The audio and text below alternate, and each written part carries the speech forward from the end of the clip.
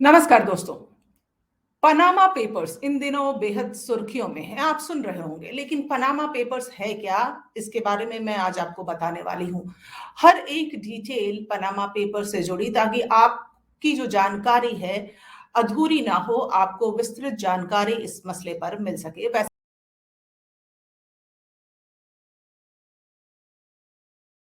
लेकिन 20 तारीख को, यानी 20 दिसंबर को ऐश्वर्या राय बच्चन को ईडी ने, यानी प्रवर्तन निदेशालय ने बुलाया और 7 घंटे तक लंबी एक पूछताछ की। और ऐश्वर्या राय से तमाम सवाल पूछे गए, उनके बैंक अकाउंट से जुड़े, उनकी कंपनियों के बारे में। पनामा पेपर्स आप सुन तो रहे हैं, लेकिन ये है क्या? दरअसल आपको मैं बताना चाहूंगी, 2016 से ये पनामा पेपर्स का मसला जो है सुर्खियों में आया। और इस मामले में कई बड़ी हस्तियों के नाम शामिल हैं। अलग अलग देशों के अलग अलग हस्तियों के नाम शामिल हैं। इस मामले में नाम सामने आने के बाद ये आपके लिए एक जानकारी है कि जब इस मसले पर नाम आया पूर्व प्रधानमंत्री नवाज शरीफ का, तो उन्हें अपना पद तक छोड़ना पड़ा। यानी आप समझ सकते हैं कितना गंभीर मसला है। उनको अपने पद से इस्तीफा तक देना पड़ा था। और करीब 500 भारतीय ऐसे हैं जिनके नाम इस पनामा पेपर्स मामले में शामिल हैं। और कहा जा रहा है कि इस मामले में अमिताभ बच्चन समेत कई बड़े लोग हैं जिनके नाम अब तक सामने आ चुके हैं। लेकिन ये पनामा पेपर्स क्या है और क्यों आखिर इतना बड़ा ये मुद्दा हो गया कि पाकिस्तान के प्रधानमंत्री को इस्तीफा देना पड़ा? कई लोग इसमें शामिल हैं। ऐश्वर्या राय बच्चन को बुलाया गया। तो चलिए समझते हैं कि ये क्या है। दरअसल ये एक जर्मनी का एक अखबार है, और उस अखबार को मोज़ैक फोंसेका नाम की एक कंपनी के 1.15 करोड़ से ज्यादा लीक डॉक्यूमेंट हासिल हो गए। एक बहुत बड़ा डॉक्यूमेंट है। कहा जाता है कि अब तक का सबसे बड़ा लीक ये है। कई और ऐसे लीक हुए हैं पेपर्स, लेकिन पनामा पेपर्स एक बहुत बड़ा लीक है, अब तक का सबसे बड़ा। और ये जो जर्मनी का अखबार है, इस अखबार ने सभी documents international consortium of investigative journalist, यानी आईसीआईजे के साथ शेयर किए। ये आईसीआईजे क्या है? ये आईसीआईजे जो है, ये एक दुनिया भर के बड़े पत्रकार और मीडिया हाउसेस का एक संस्थान है, एक कंसोर्टियम है। और ये जब उसके साथ शेयर किया गया, इस कंसोर्टियम के साथ शेयर किया गया, तो एक लंबी जांच पड़ताल इसको लेकर जो है वो शुरू हो गई। अब चूंकि कंपनी जो है मोज़ैक फोंसेका कंपनी पनामा में रजिस्टर्ड थी। पनामा एक जगह का नाम है। जैसे आप अगर अमेरिका का मैप देखेंगे, तो आपको नॉर्थ अमेरिका, साउथ अमेरिका के बिल्कुल बीच में वहां पे दिखेगा पनामा। वहां से एक पनामा कनाल भी गुजरता है। और चूंकि वो पनामा में ये कंपनी बेस्ड है, इसलिए इसका नाम पड़ा पनामा पेपर्स। अब ये जानने की जरूरत है कि इसमें खुलासे क्या क्या हुए, इस पेपर में क्या क्या बातें जो हैं वो सामने आई, क्यों देश दुनिया की बड़ी राजनीतिक हस्तियां इस मामले में लिप्त बताई जा रही हैं। दरअसल इन पेपर्स में संबंधित व्यक्तियों से जुड़ी वित्तीय जानकारी, कि कौन से ऐसे लोग हैं जिनका फाइनेंशियल, उनकी जानकारी जो है, और अवैध लेन देन का पूरा रिकॉर्ड है गलत तरीके से। जैसे आप देखिए, दुनिया भर में लोग ब्लैक मनी की बात आपने सुनी। नरेंद्र मोदी ने भी कहा था कि ब्लैक मनी जो दूसरे देशों में है भारतीयों का, वो वापस लाया जाएगा। हालांकि उस पर बहुत कुछ हो नहीं सका। लेकिन लोग क्या करते हैं, ब्लैक मनी को व्हाइट मनी में कन्वर्ट भी करते हैं। तो वो जो अवैध आपका पैसा है, या जो आपकी सारी फाइनेंशियल डिटेल्स है जो गलत है, इन लोगों ने क्या किया है कि दुनिया की जो बड़ी हस्तियां हैं, इन लोगों ने टैक्स चोरी और जो फाइनेंशियल लेन देन है, ट्रांजैक्शन है, उससे जुड़ी पाबंदियों से बचने के लिए, हर देश की अपना एक रूल और रेगुलेशन होता है, उससे बचने के लिए ऑफशोर कंपनियों में गलत तरीके से, गैर कानूनी तरीके से, ऑफशोर कंपनियां यानी देश के बाहर की जो कंपनियां हैं, उसमें उन लोगों ने निवेश किया। और ये कंपनियां ऐसे देशों में खोली गई हैं जहां जिन देशों को टैक्स हेवंस कहा जाता है, जहां पर कंपनियों के मालिकों को बहुत ज्यादा टैक्स का कोई चक्कर नहीं होता। तो ऐसे देशों में खोला जाता है, तो ऐसे देशों में पैसा लगाया जाता है इस कंपनी के द्वारा। तो ये पूरी जो कंपनी है जो पनामा में केंद्रित है, उस कारण इसको पनामा पेपर्स कहा गया। अब हमारे देश की अगर आप बात करें तो अमिताभ बच्चन से लेके ऐश्वर्या राय, अजय देवगन, हरीश साल्वे, विजय माल्या, करण थापर जैसे कई बड़ी हस्तियों के नाम इसमें शामिल बताए जा रहे हैं। और अगर दुनिया की बात करें तो मेसी से लेके जैकी चैन, नवाज शरीफ, जो मैंने आपको पहले बताया, शी जिनपिंग, टाइगर वुड्स, ऐसे कई हस्तियां हैं जो इस मामले में शामिल बताई जा रही हैं। अब ये जो कंपनी है मोज़ैक फोंसेका, ये करती क्या है? आप कैसे इसमें टैक्स चोरी के मामले में ये सारी हस्तियां कैसे जुड़ी, ये कंपनी से कैसे उनका जुड़ाव हुआ, ये जानना जरूरी है। दरअसल ये कंपनी जो है एक लॉ फर्म है, और अगर हम इसको आपको सिंपल करके बताएं तो आप अगर किसी के पास बहुत पैसा होता है तो ये कंपनी उसे सुरक्षित रूप से सही ठिकाने पर लगाती है, उसको लगाने में मदद करती है। यानी अगर आप उस कंपनी को फोन करें या किसी भी तरह से संपर्क करें और कहें कि आपके पास इतना सारा अवैध पैसा है, आप उसको कहीं लगाना चाहते हैं, तो ये कंपनी उसमें मदद करती है। तो टैक्स हेवन जो जगह है वहां पर आपके पैसे लगाए जाते हैं ताकि बहुत ज्यादा कोई कानूनी रूप से लफड़ा ना हो।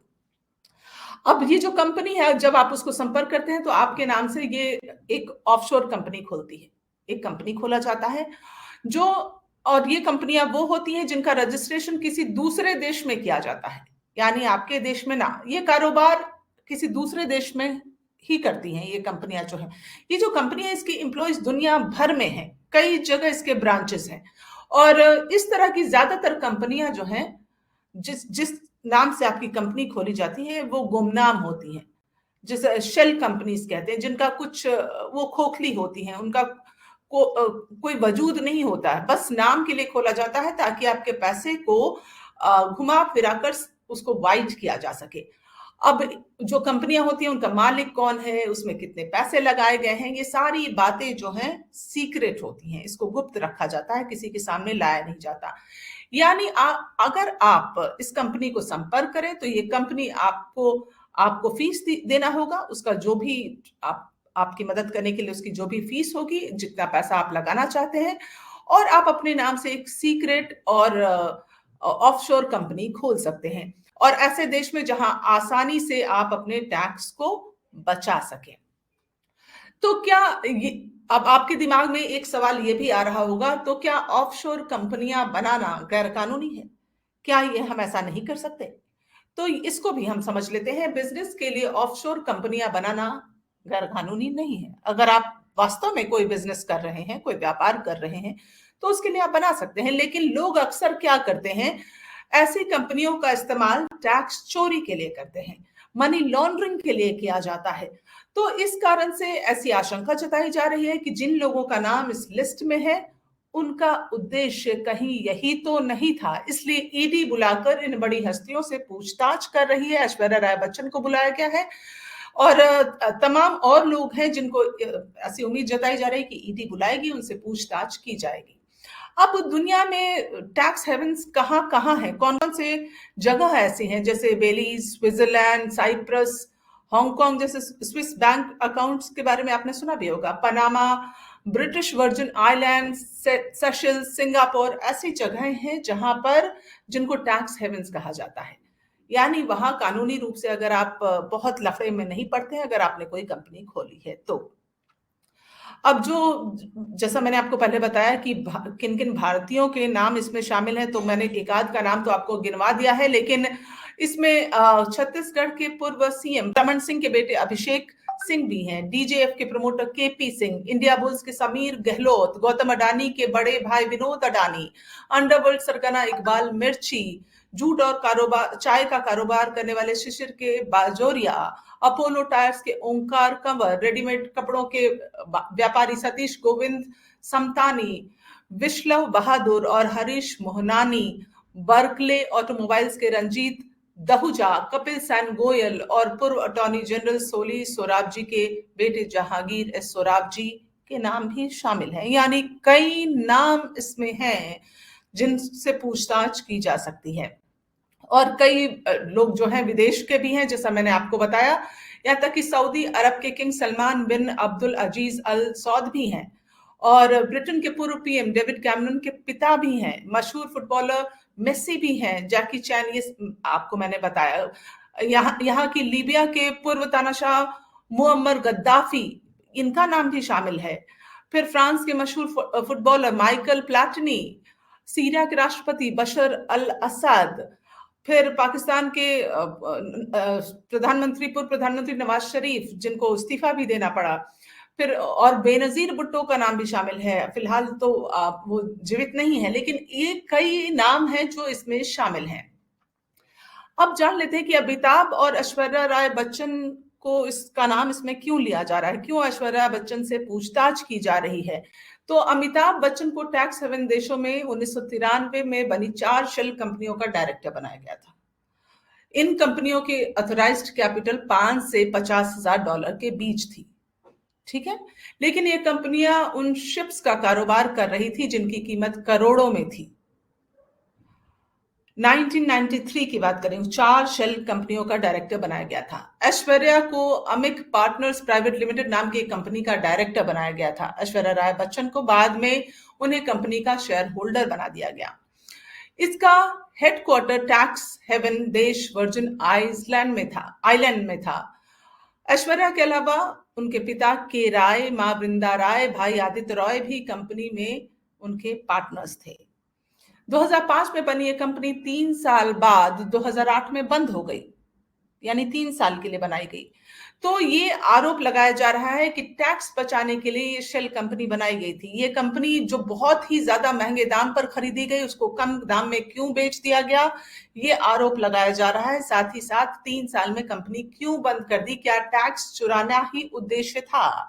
तो ये एक बहुत बड़ा डेटा लीक है, जैसा मैंने आपको शुरू में बताया।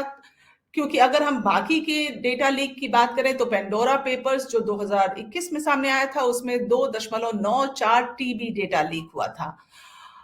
पैराडाइज पेपर्स 2017 में आया था, उसमें 2.50 टीबी डेटा लीक हुआ था। ऑफशोर लीक्स 2013 में 260 जीबी डेटा, ये आप देखिए GB data. WikiLeaks cable gate 1.7 GB data leak हुआ था, ये 2010 में हुआ था। लेकिन वहीं पर पनामा पेपर्स में 2.60 टीबी की बात करूं मैं, डेटा लीक हुआ। यानी पैराडाइज पेपर जो 2.50 टीबी और Panama papers 2.60 TB data leak हुआ। एक बहुत बड़ा डेटा, अब तक का सबसे बड़ा डेटा लीक बताया जा रहा है। तो इसमें ऐश्वर्या राय से पूछताछ की जा रही है। तमाम बड़ी हस्तियों के नाम हैं। अब जो नवाज शरीफ का मामला था, उसमें उनका नाम तो इसलिए भी आया था कि नवाज शरीफ के बेटे हुसैन और हसन और बेटी मरियम नवाज ने वर्जिन आइलैंड में 4 कंपनियां शुरू की थी। इन कंपनियों से लंदन में 6 बड़ी प्रॉपर्टीज खरीदी गई थी। शरीफ फैमिली ने इन प्रॉपर्टीज को गिरवी रख डॉचे बैंक से करीब 70 करोड़ रुपए का लोन लिया था। और उसके बाद जब ये मामला सामने आया तो उनको कुर्सी छोड़नी पड़ी। यानी कि एक ऐसा मसला है, एक ऐसा लीक है, सबसे बड़ा लीक, जिसमें आपके ये देश दुनिया के तमाम बड़े लोग संलिप्त बताए जा रहे हैं। फिलहाल ईडी जो है बच्चन परिवार से पूछताछ कर रही है। और नवाज शरीफ ने जब उनको पद छोड़ना पड़ा था इस मामले पर, तो उनको 6 जुलाई 2018 को 10 साल की सजा भी सुनाई गई थी। तो टैक्स चोरी का ये मसला है। उम्मीद करती हूँ कि आपको बहुत ज्यादा इस मामले पर जो है वो क्लैरिटी हुई होगी। और इस तरह की और जानकारियों के लिए आप हमारे साथ जुड़े रह सकते हैं। फिलहाल आप मुझे दें इजाजत। नमस्कार। 2.50 टीबी डेटा लीक हुआ था। ऑफशोर लीक्स 2013 में 260 जीबी डेटा, ये आप देखिए GB data. WikiLeaks cable gate 1.7 GB data leak हुआ था, ये 2010 में हुआ था।